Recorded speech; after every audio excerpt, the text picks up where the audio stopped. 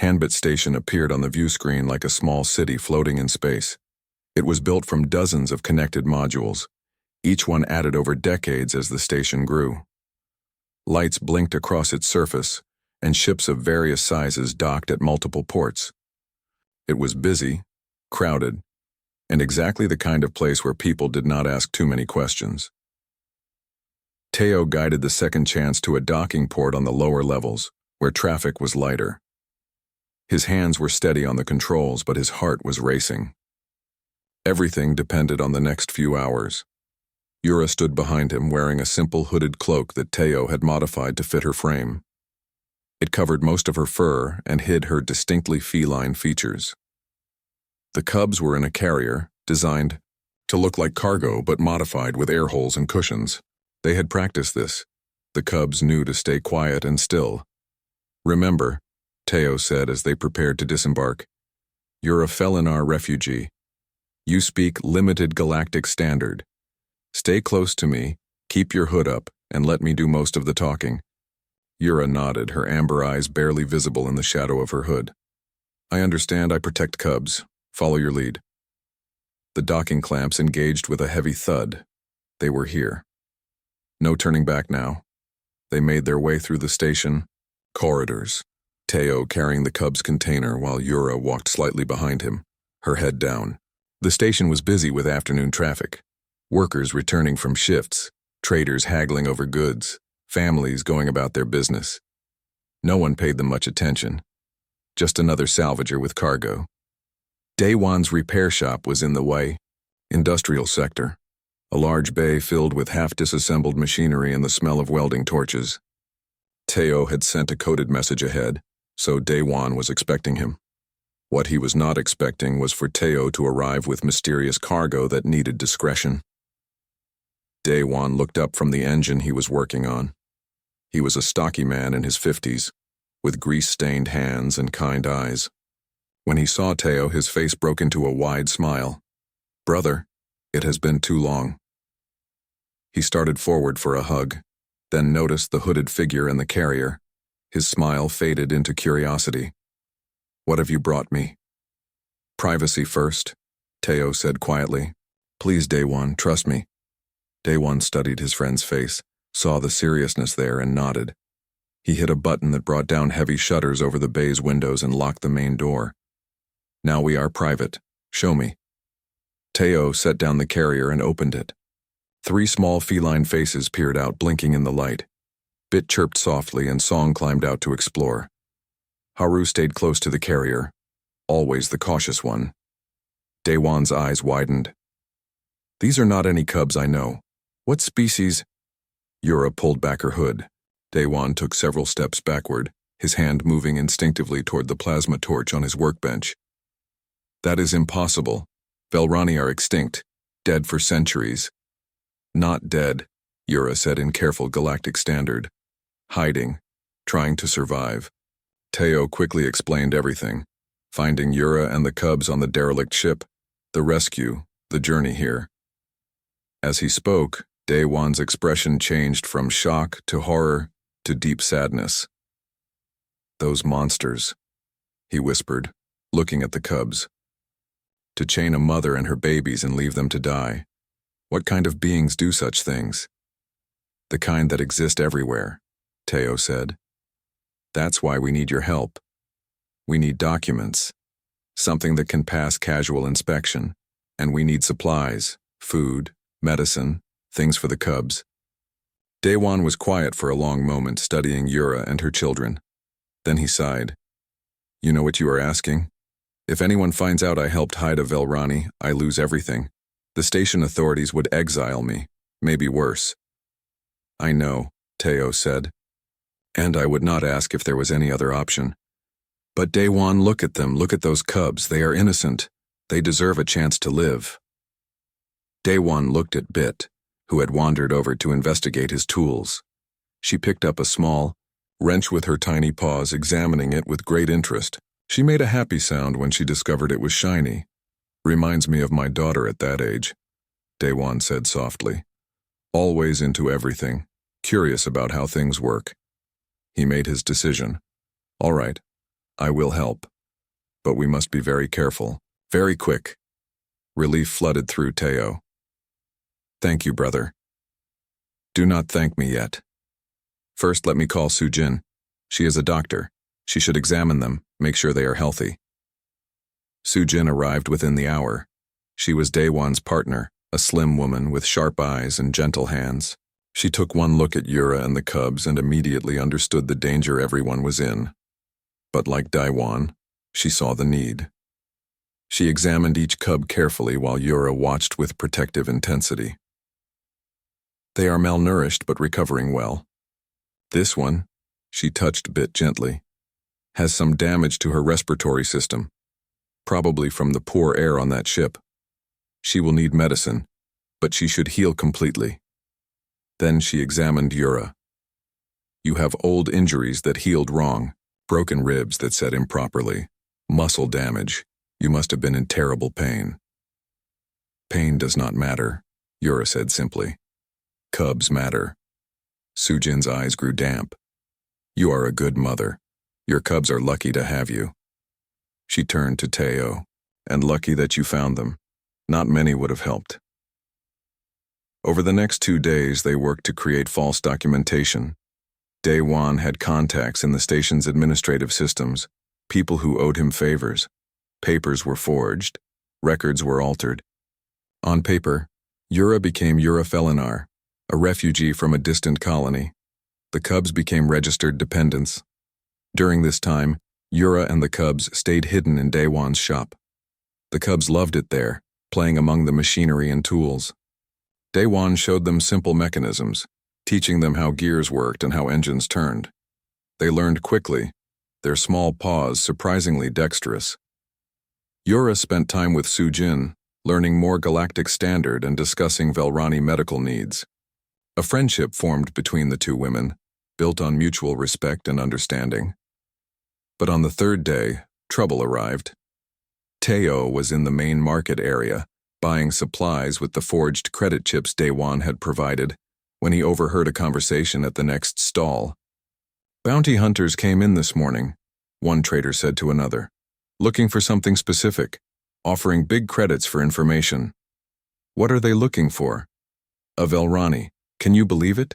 Those have been extinct for ages, but they say one was spotted along with cubs. Some smugglers lost their cargo and want it back. Teo's blood ran cold. He finished his purchase quickly and made his way back to the shop, taking a longer route to avoid being followed. His mind raced. How had they found out? How had they tracked them here? When he reached the shop, he found Daewon and Sujin already preparing to evacuate. They had heard the same news. There is a hunter named Kwanho, Daewon said urgently. He is the worst kind, smart, patient, ruthless. If he is here, he will not leave until he finds what he is looking for. Yura had her cubs gathered close, her body tense and ready to fight or flee. We leave. Now. Not put you in danger more. Not so fast, Sujin said. She was typing rapidly on a data pad. I am checking the docking schedules. The hunters have blocked the main exits. They are watching for any ship that tries to leave. There has to be another way, Teo said. Daewon thought for a moment. During the station's shift change, there is always confusion, power fluctuations, system resets. If we could create a larger disturbance, cause a power outage, you might be able to reach your ship and escape in the chaos.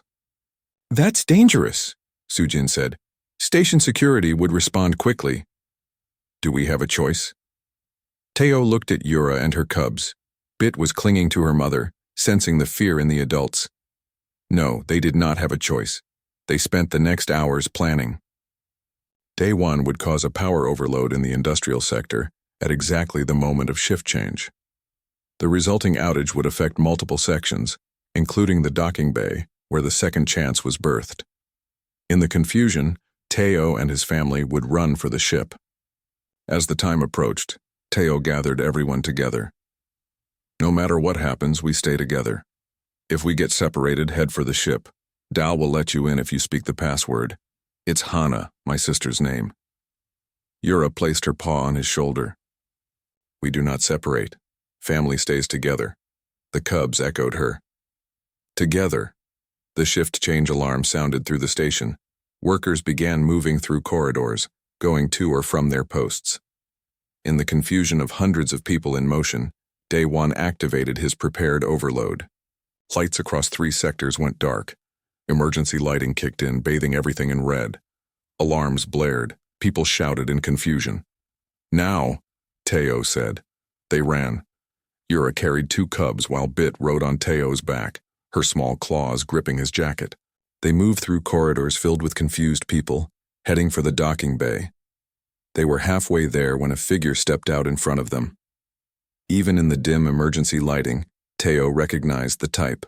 Bounty hunter, armed, dangerous. Well, the man said. It was Quan Ho, the hunter Dai Wan had warned them about. He was tall and lean, with cold eyes that showed no mercy. Avel Rani, the smugglers said you were special. They did not mention the human helping you, Itzi. "Us pass," Teo said, positioning himself between the hunter and Yura. "I do not think so. That creature and those cubs are worth a fortune. I am not letting them go." Recovery was slow but steady. Teo spent most of the first week in the medical bay while his body finished healing from the radiation exposure. Yura rarely left his side, and her cubs treated the medical bay as their second home. They would play at his feet, sometimes climbing onto the bed to nap against him. Their small warm bodies were a comfort he had not known he needed. Dal had been working on improving the translation software, using recordings of Yura's speech. Each day, communication became a little easier. Yura was intelligent and learned quickly. She picked up Galactic standard words with remarkable speed, combining them with her own language to create understanding. One afternoon, as Teo watched Yura teach her cubs how to groom themselves properly, he asked the question that had been bothering him since the beginning. "How did you end up on that ship?" Yura's ears flattened against her head. For a moment, he thought she would not answer. Then she settled beside him, her cubs climbing into her lap, and she began to speak. Dal translated the parts she said in Velrani, while she added words in broken Galactic standard. She had been a teacher on her homeworld, a place called Velranos. The Velrani were not extinct, as most of the galaxy believed. They had gone into hiding after a great war, creating secret colonies where they could live in peace. Yura's colony had been discovered by slavers 6 months ago. They attacked during the night, killing anyone who fought back. Her mate Kiro had fought. He died protecting their den while Yura fled with their cubs. But the slavers caught them anyway. They were valuable. Velrani were thought to be extinct, which made them worth incredible amounts of money to collectors and illegal zoos. The smugglers kept them in the cargo hold of that ancient ship, planning to sell them at a black market station.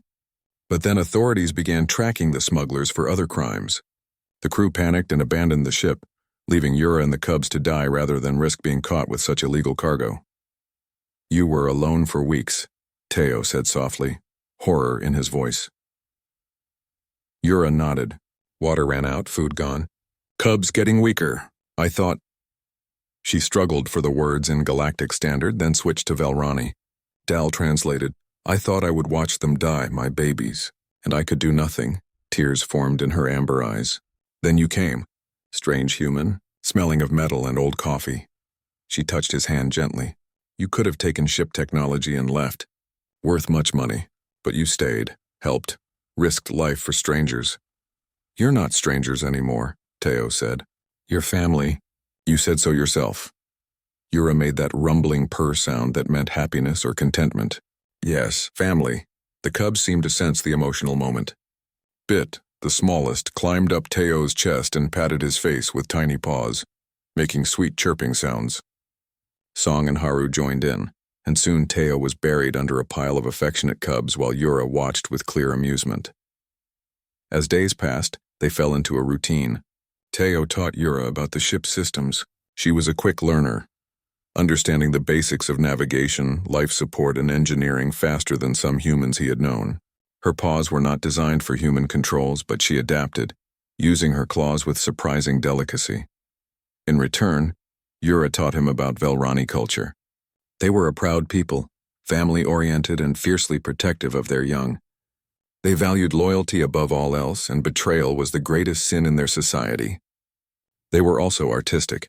Yura would draw in the condensation on the viewport, creating beautiful patterns that told stories. The cubs were growing stronger every day. They had more energy now, racing through the corridors of the second chance and playing elaborate games that seemed to have rules only they understood. Bit was the curious one, always exploring and getting into places she should not be. Song was the brave one, first to investigate any new thing. Haru was the gentle one, often bringing Teo small objects as gifts. A shiny bolt, a piece of colorful wire, once even his own missing wrench. One night, Teo woke to find Bit had climbed into his bunk. The tiny cub was pressed against his chest, purring softly in her sleep. When he looked up, he saw Yura watching from the doorway. "She has nightmares," Yura said quietly. "You make her feel safe." "She's always welcome," Teo replied. "All of you are." But as the second chance flew through the darkness, Teo knew they faced a serious problem. Supplies were running low. They needed to dock somewhere for food, water, and medical supplies. But bringing Yura to any station was dangerous. If anyone recognized what she was, if anyone reported a Velrani sighting, they would all be in danger. He discussed the problem with Yura one evening after the cubs were asleep. "I have a friend," he said, Daewon. "He runs a repair shop on Hambit Station. It's an independent station, not controlled by any major government. People there mind their own business. I trust him." "Trust," Yura repeated, testing the word. "You trusted me. I trust you. But others?" She looked uncertain. "Daewon is a good man. He helped me when I lost my sister when I had nothing. I owe him my life, in a way." Teo pulled up an image on his datapad. "This is Hanbit Station. We can dock there, get supplies. Daewon can help us create false documents for you and the cubs. Papers that say you're a registered refugee from a known species, not Velrani." Yura studied the image. "And if this not work?" "Then we run," Teo said simply. "Together. We'll find another way." She looked at him for a long moment, then nodded. "You saved my cubs." "Your judgment, I trust." But there was something else bothering Teo. He had noticed Yura sometimes touching a small pouch she wore around her neck. She never opened it, never showed him what was inside. It was clearly precious to her. As if reading his thoughts, Yura pulled the pouch over her head. She opened it carefully and removed 2 small data cores, each no bigger than her claw. They glowed faintly with stored energy. "From home," she said softly. "Before slavers came, I grabbed these. His coordinates. Map to hidden Velrani colonies. Where survivors live. My people," Teo understood immediately. "That's why the smugglers took you. They wanted these, yes. Worth more than even my life. If bad people find colonies, all Velrani die. Every last one." She held the cores out to him. "You take, keep safe. If I die, you destroy, promise." "You're not going to die," Teo said firmly. But he took the cores, understanding the trust she was placing in him. "And someday we'll use these to take you home. To take you and your cubs back to your people." Yura's ears perked up. "You would do this? Help me find home?" "Of course. Family sticks together, right?" She pulled him into a hug, her strong arms careful not to hurt him. He could feel her purring, a deep rumble that vibrated through both of them. When she pulled back, there were tears in her eyes again, but they were happy tears. Over the next few days, they prepared for arrival at Hanbit Station. Teo created a cover story.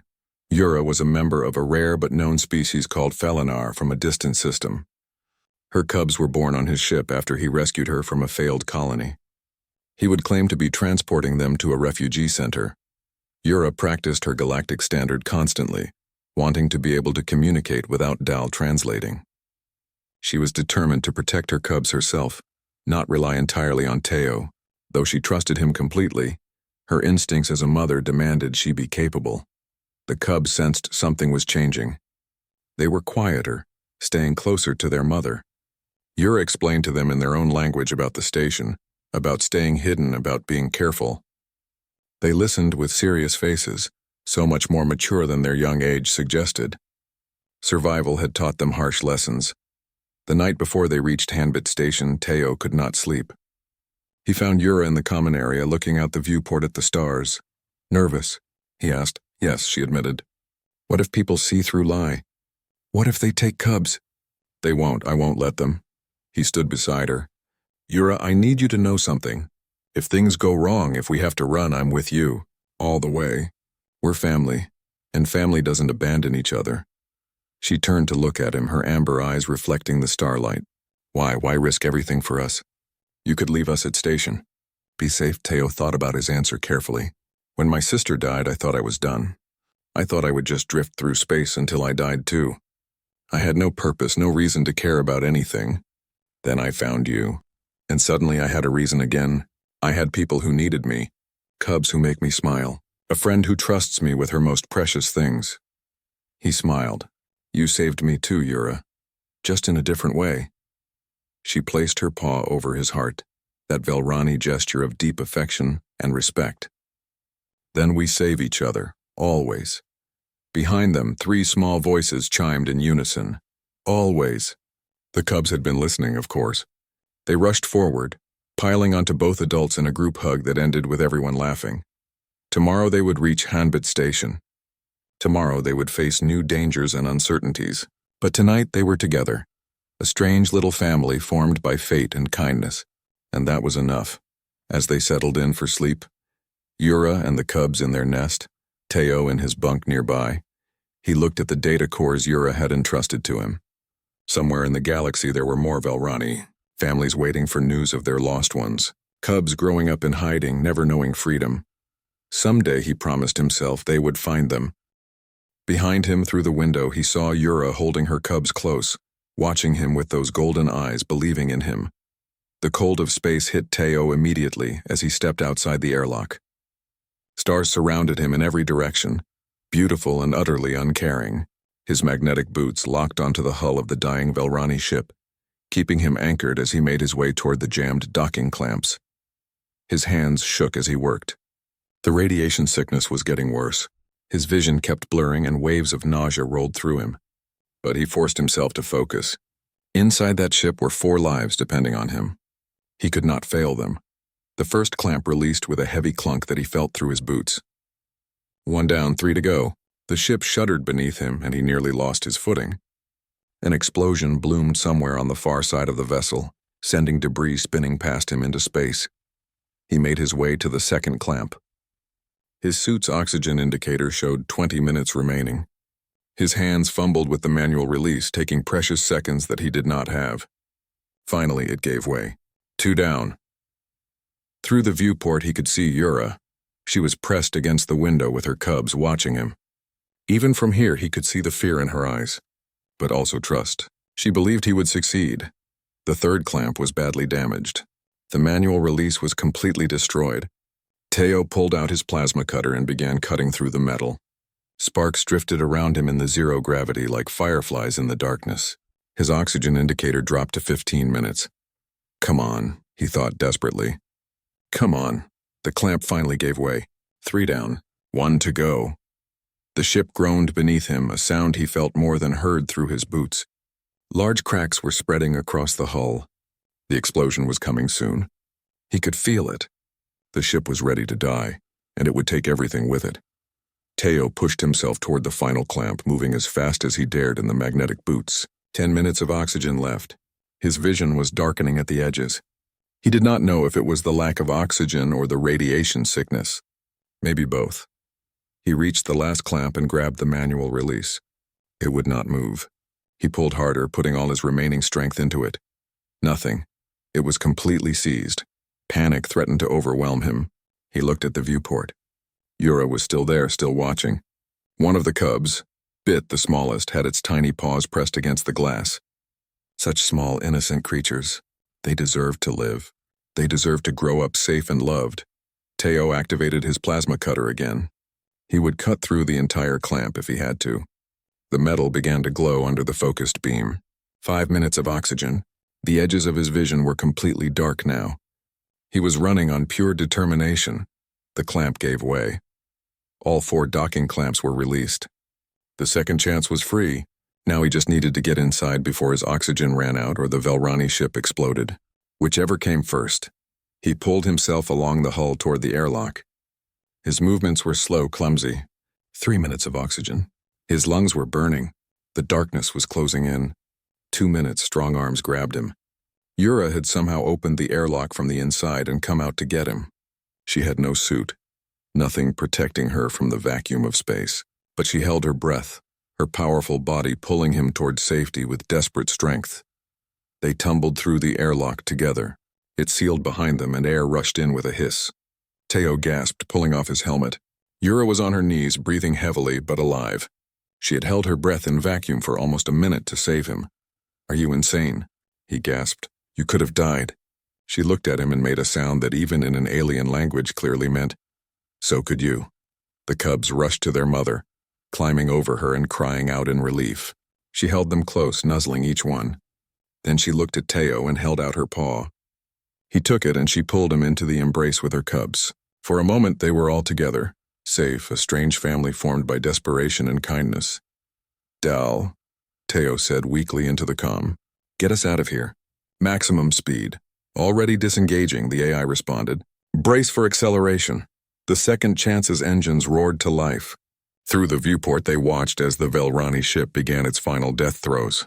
Explosions ripped through its hull, tearing the ancient vessel apart. It had survived 1,000 years only to die protecting its final passengers. They were barely a safe distance away when the core exploded. The blast wave rocked the Second Chance, but the shields held. The Velrani ship was gone, transformed into expanding debris and fading light. Teo slumped against the wall. They had made it. They were alive. But his body was failing. The radiation exposure had been too much. He could feel himself shutting down. "Dal," he whispered. "Medical pod now. Medical bay is prepared. But you will need to make it there first." Teo tried to stand. His legs would not support him. He collapsed back down, the world spinning around him. This was it, he thought. He had saved them, but the radiation was going to kill him. At least he had done one good thing. At least Yura and her cubs would live. Yura moved in front of him. She studied him with those intelligent amber eyes. Understanding that something was very wrong, she lifted him carefully, cradling him against her chest the way she held her cubs. He was heavy for her, especially after everything she had been through, but she did not hesitate. She carried him through the corridors of his own ship, following Dal's voice directions.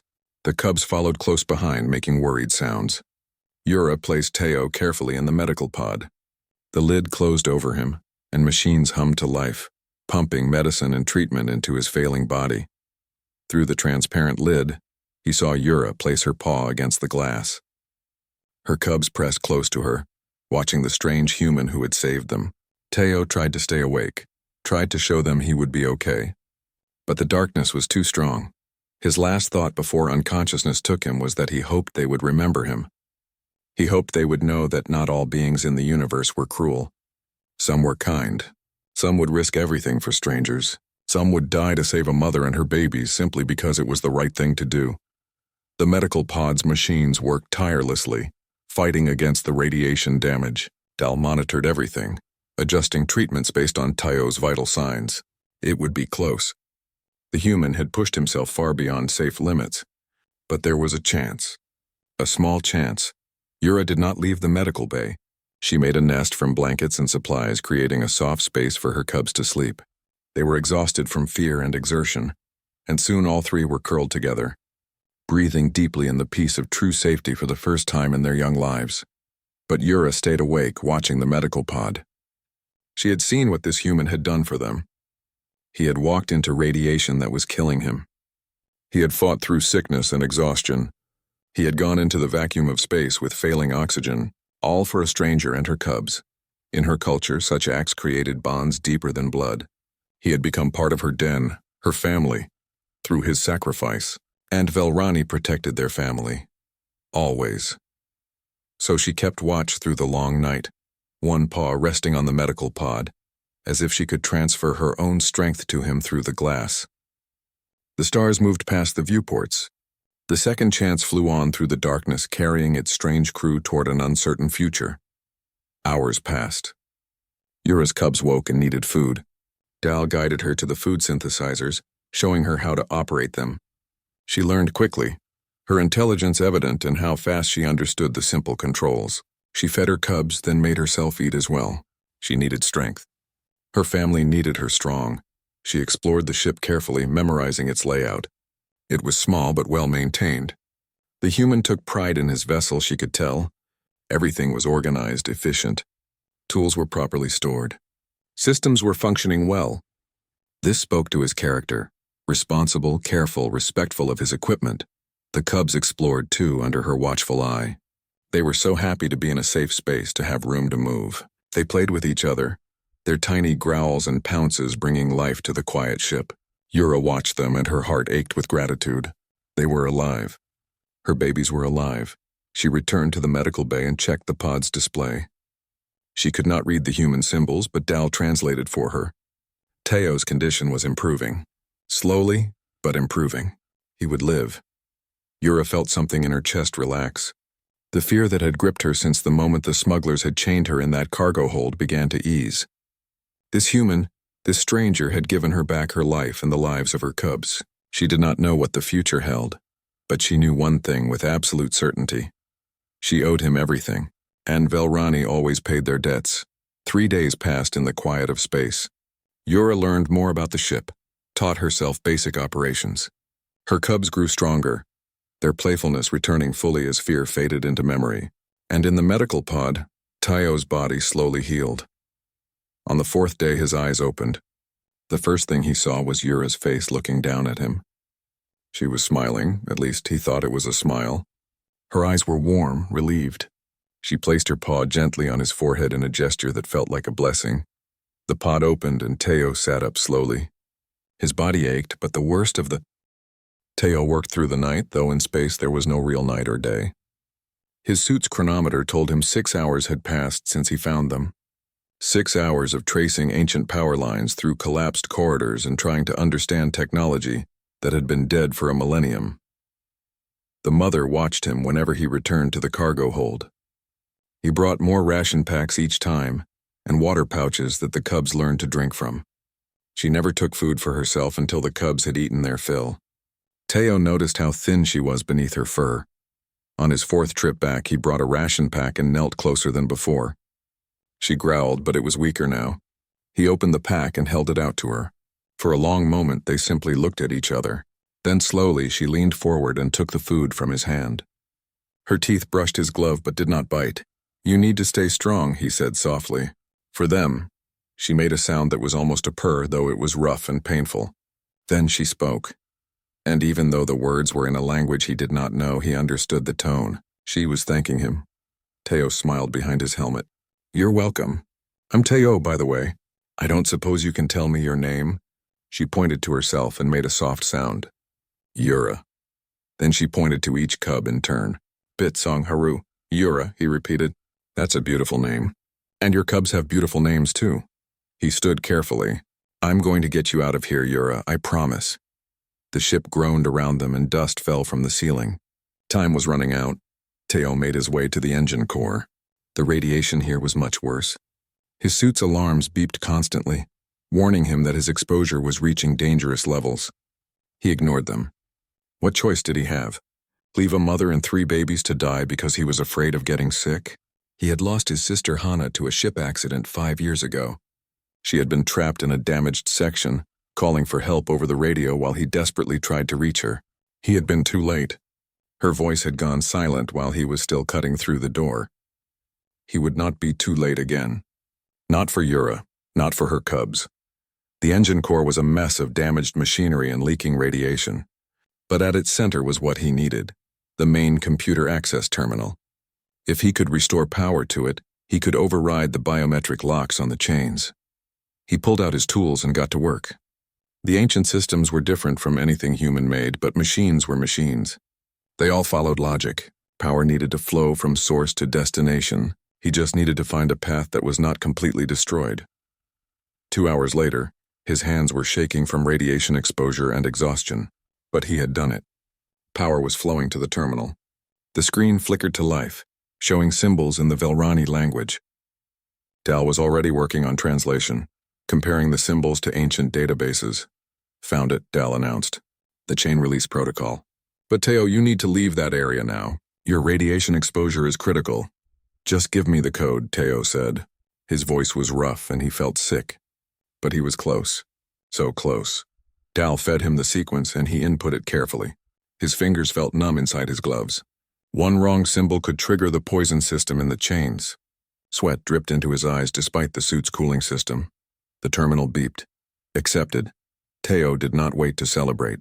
He stumbled back through the corridors, his vision starting to blur. He needed to get back to Yura, to make sure the chains actually released. The ship was shaking more now. Systems were failing everywhere. When he reached the cargo hold, Yura was standing. The chains lay on the floor around her, finally released after what must have been weeks or months of captivity. She stood on shaking legs, her cubs pressing against her. When she saw Teo, she took a step forward, then another. He barely made it through the door before his legs gave out. The radiation sickness hit him all at once, and he collapsed. Through fading vision, he saw Yura approach. She should hate humans after what had been done to her, but instead she carefully picked him up, her strong arms holding him gently. The last thing he remembered before darkness took him was the feeling of soft fur against his helmet, and a rumbling purr that sounded like a lullaby. When he woke, he was being shaken roughly. Yura's face filled his vision, her amber eyes wide with fear. She pointed frantically at the corridor. The ship was screaming around them, tearing itself apart. Teo checked his suit's chronometer. He had been unconscious for 20 minutes. The ship's auto-destruct sequence had been triggered when he rerouted the power. They had maybe 6 hours left. "We have to go," he said, forcing himself to his feet. His entire body felt like it was on fire, but he pushed through the pain. "My ship. We have to reach my ship." Yura understood the urgency, if not the words. She gathered her cubs quickly, holding 2 of them against her chest while the smallest bit clung to her back. They followed Teo into the corridor. The journey back should have taken 30 minutes. It took 3 hours. The ship was actively dying around them. Corridors collapsed just after they passed through. Fires erupted from damaged power lines. The gravity fluctuated wildly, sending them floating one moment and crashing down the next. Teo led them as best he could, but his radiation sickness made everything difficult. He stumbled frequently, and each time Yura was there to steady him. They were helping each other now, depending on each other to survive. They reached a junction where a corridor had completely collapsed. Teo's ship was on the other side. He could see it through a gap in the debris, but the path was blocked. They would need to find another way around. Then the gravity failed completely. They floated in the air, and Teo grabbed onto a piece of broken railing. Yura clutched her cubs tightly, her eyes wild with fear. The cubs cried out in terror. "Hold on!" Teo shouted. He pulled himself along the railing, moving hand over hand toward a side corridor. Yura followed, using her powerful legs to push off from walls and guide herself after him. They found an alternate route, but it led through an area where the hull had been breached. Vacuum on one side, separated from them by only a force field that flickered ominously. Teo led them carefully along the edge. One cub, Song, reached out a curious paw toward the field. Yura quickly pulled her back, making a sharp sound that clearly meant, "No." Automated defenses suddenly activated. Red lights flooded the corridor, and a mechanical voice spoke in ancient Velrani. "Warning. Intruders. Defend." Turrets emerged from the walls, their targeting lasers painting red dots across Teo's suit. He dove forward, pulling Yura and the cubs down as plasma bolts scorched the air where they had been standing. The ship's security system could not tell the difference between rescuers and invaders. It only knew that unauthorized life forms were aboard. Teo pulled out his plasma cutter. It was not designed for combat, but it was better than nothing. He fired at the nearest turret, his shot going wide. His hands were shaking too much from the radiation sickness. Yura made a decision.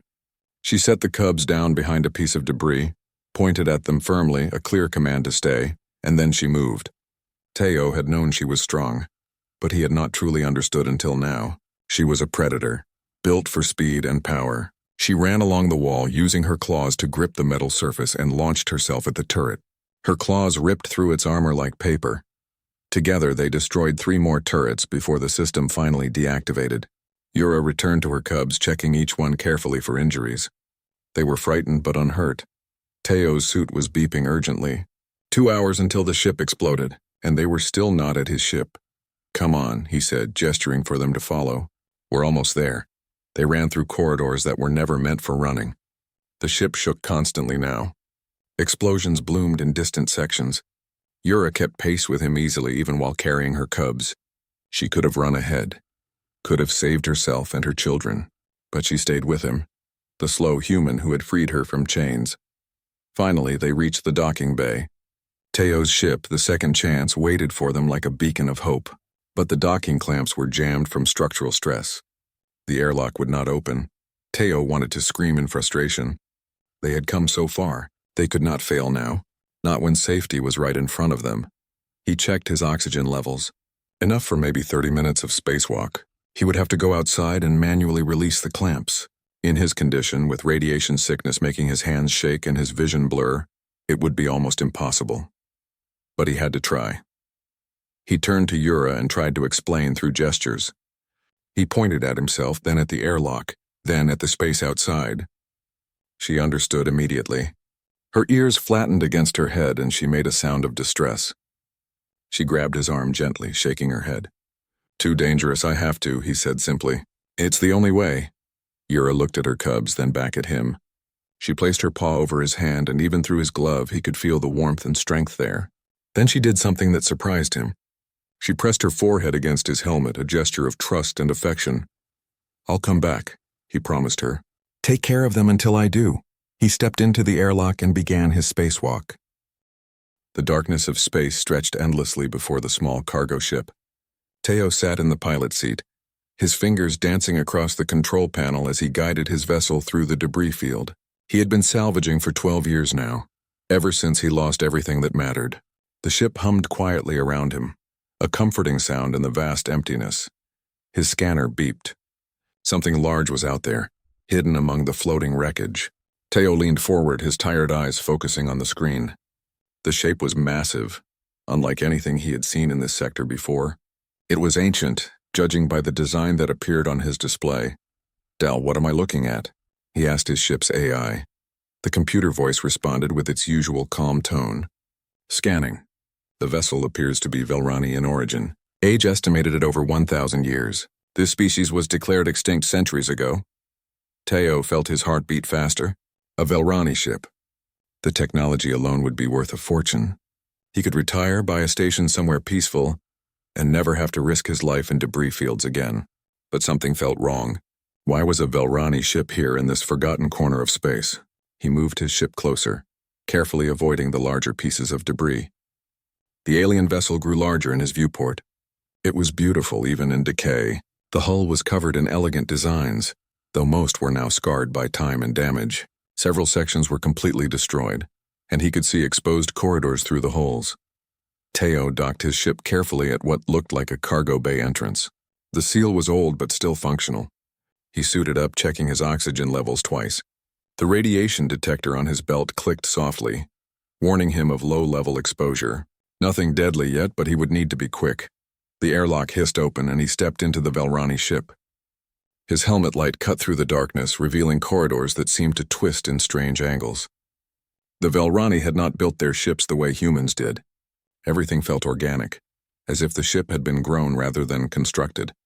He moved deeper inside, following his scanner. It had picked up heat signatures somewhere in the lower decks. That made no sense. This ship should be dead and cold. What could possibly be generating heat after all this time? The corridors became narrower as he descended.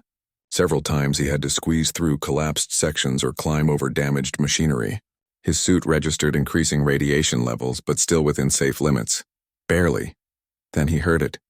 A sound that made him freeze in place. It was a low growl, almost like a warning, but it was weak, desperate.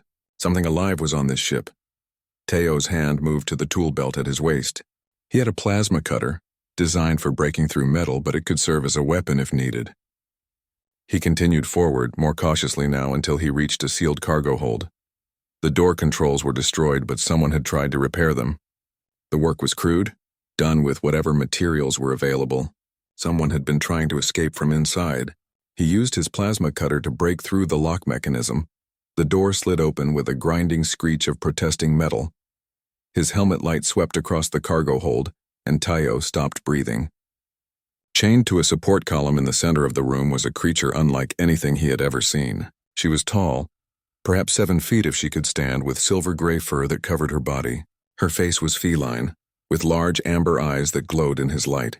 Those eyes were filled with fear and rage and something else, desperation. She was badly hurt.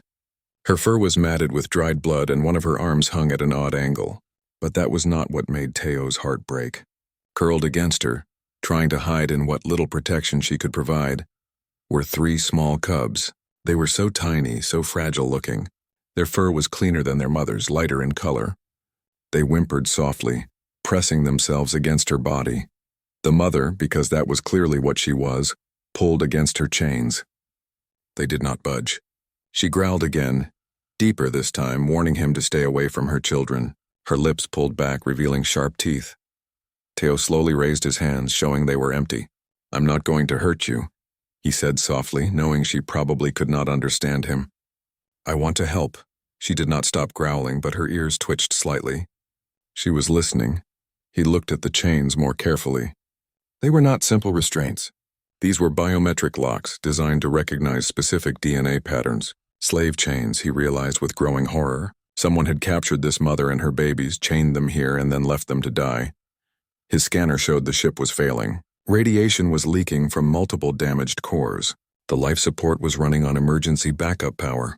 This ship had maybe 2 days before it tore itself apart completely. Teo approached slowly, moving in a way that he hoped seemed non-threatening. The mother watched every step, her body tense and ready to fight even though she was chained. One of the cubs made a small crying sound, and she immediately looked down at it, nuzzling it gently with her muzzle. When she looked back at Teo, some of the rage in her eyes had been replaced by pure desperation. She understood. She knew they were all dying, and she could not save her children.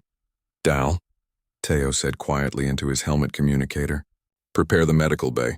We're going to have guests." "The chains are biometrically sealed," the AI responded. "Breaking them could kill the subject. Then I'll need to unseal them properly." He knelt down a safe distance from the mother and pulled out his scanner. "I need you to analyze these locks. Find me a way to open them." The mother watched him work. He could feel her eyes on him constantly. After a few minutes, he pulled out one of his emergency ration packs. They were designed for humans, but they had basic proteins and nutrients that most species could digest. He tossed it gently toward the cubs. It landed between the mother and her children. She snarled, but one of the cubs reached for it with a tiny paw. The mother looked at the food, then at Teo, then back at her cubs. Slowly, she picked up the pack and tore it open with her teeth. She gave small pieces to each cub, watching them eat desperately. While they ate, Teo studied the chains. The locks were complex, tied into the ship's ancient systems. He could not simply cut through them. If he tried, the chains would inject poison into her system. Whoever had made these had been incredibly cruel. "I can help you," he said again, meeting her amber eyes. "But you have to trust me. I know that's asking a lot. I'm a stranger, but I promise you I will get you and your babies off this ship." She tilted her head slightly, studying him. Then she did something that surprised him. She placed one paw over her heart, then gestured toward her cubs, then pointed at him. Even without words, her meaning was clear. She was trusting him with the most precious things in her life. Teo nodded. "I won't let you down." He stood and looked around the cargo hold. To free her, he would need to access the ship's main computer core. That meant going even deeper into the dying vessel, into areas where the radiation would be dangerous. He had 48 hours before the ship killed them all. Time to get to work.